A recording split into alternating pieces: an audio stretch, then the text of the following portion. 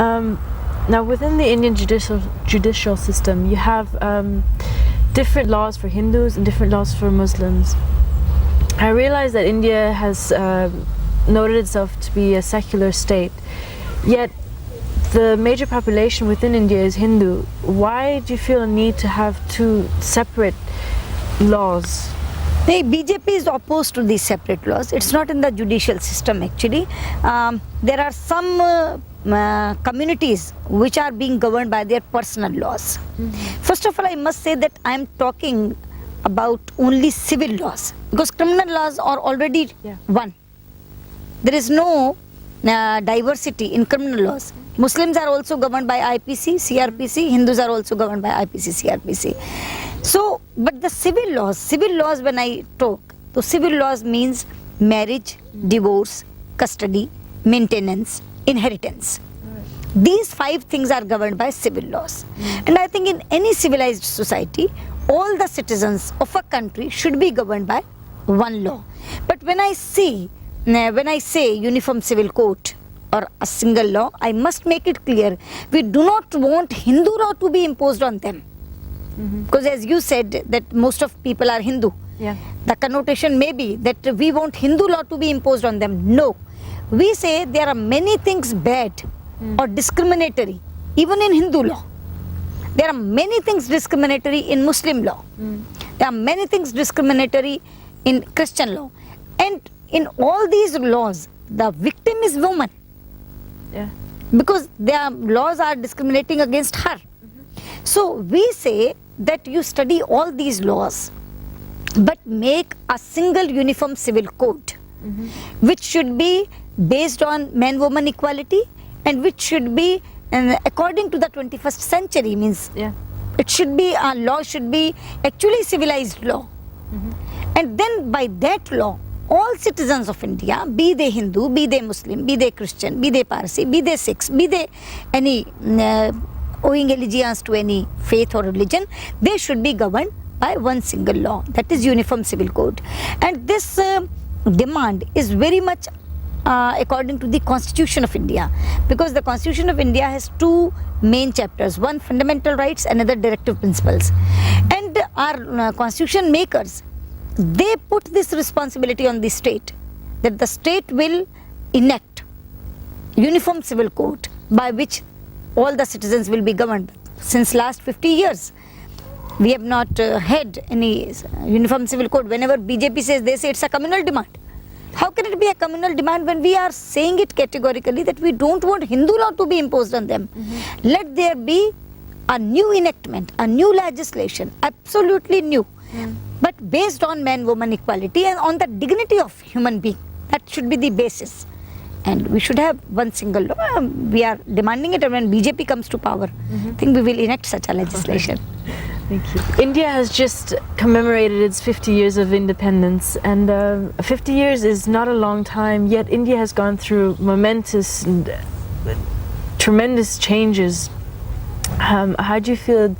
Do you think that the rapid changes have been good for India, or have they had some setbacks as well? You see, we have just celebrated our 50 years of independence. I think this is an occasion where we must analyze as to what we have got and what we have lost. So both sides of the balance sheets have many things to tell.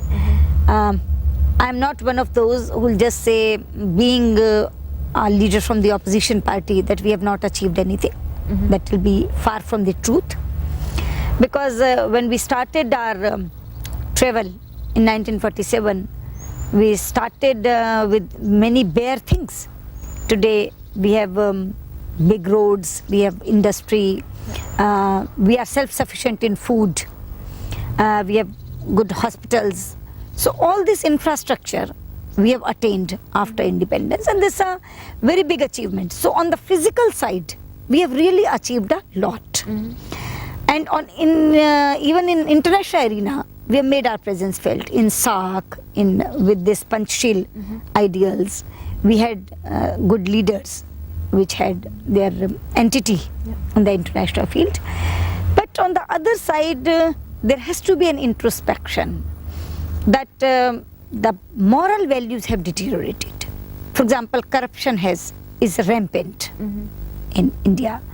And when I see the name of India in the top 10 corrupt countries, I really hang my head in shame. It should not be like this. A country which was known for its values, the deterioration in values is there, and all other things are subsidiaries, means they are the offshoots of this.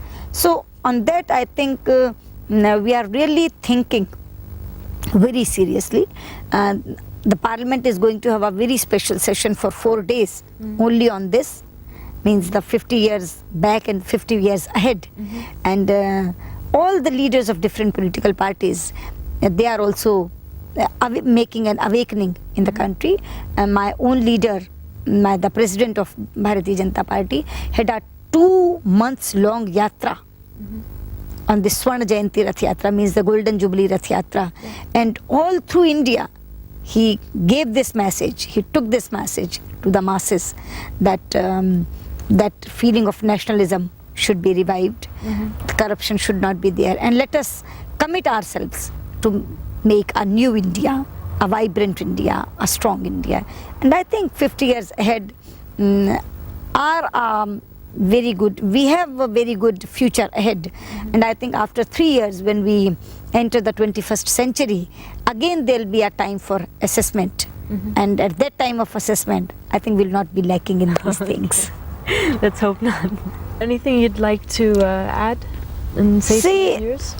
Those Indian brothers and sisters who are there in Denmark, I consider them as an unofficial ambassador of the country. The official ambassador must be one, but Danish people will judge India by the conduct of their neighbor. If an Indian neighbor is there, how does he conduct? How does he behave?